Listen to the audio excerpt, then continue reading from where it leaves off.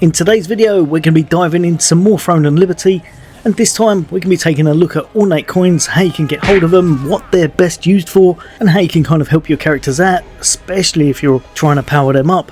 Can be an absolute game changer, especially a little bit early to mid-game-ish. Now, in order to get hold of these, there's two ways. One is kind of out of your control, but the main way you'll be getting these whenever you're getting kind of compensation because there's maintenance or there's been an issue, then they're going to send you some kind of a reward in the post, and as far as I can tell, it's pretty much always these.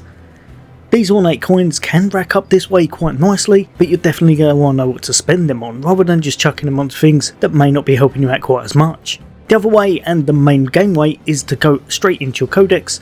So just over to here, jump over to your collection, then you're going to be piecing the books together by finding all of the pages around the world. Even if you don't know you've been doing this, you almost definitely have done, because it's going to be those purple ones that you'll find out in the open, very bright, very prominent, and you've probably already picked up quite a few as you've gone. Each time you're doing this, it's going to reward you with free Ornate coins. Jumping over to the shop, and there's a whole bunch that you can spend these on. Obviously you can spend real money as well if you've got Lucent, but with everything at your disposal with these coins, what should you be focusing on, and what do I reckon are actually the best? First one is going to be your skill growth books, your purple ones. These are absolutely amazing. End game, early game, really good, because even if you're purchasing these a little bit earlier on, don't forget you can go into your menu with your dissolving, and that's going to be just down the bottom just here in your inventory menu. Then you're going to move all the way along, go over to whatever you want to dissolve. In this case it's going to be the books. They're going to give you a really nice amount of, this time, of blue books each and every time you're dissolving these.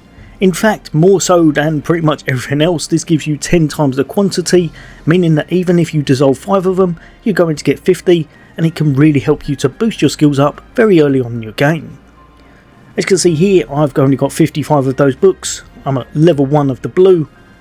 And we're going to fast forward it a little bit, and we've managed to rank up our skill all the way to the next rank, going up to that one of purple, and I've still got some books left over. Absolutely amazing for skill upgrading and ranking them up very fast. Of course, my next choice is going to be grab yourself some of these purple options just here. Growth stones are always worth investing in, especially the purple precious ones when you're trying to make the most powerful gear. Lastly, this one's a bit of a gamble, so don't do this if you haven't got quite a lot of Ornate coins in your storage. But I found the Precious Blessing patch to be really nice sometimes, and hopefully with a bit of luck you might be able to get yourself some purple goodies as well.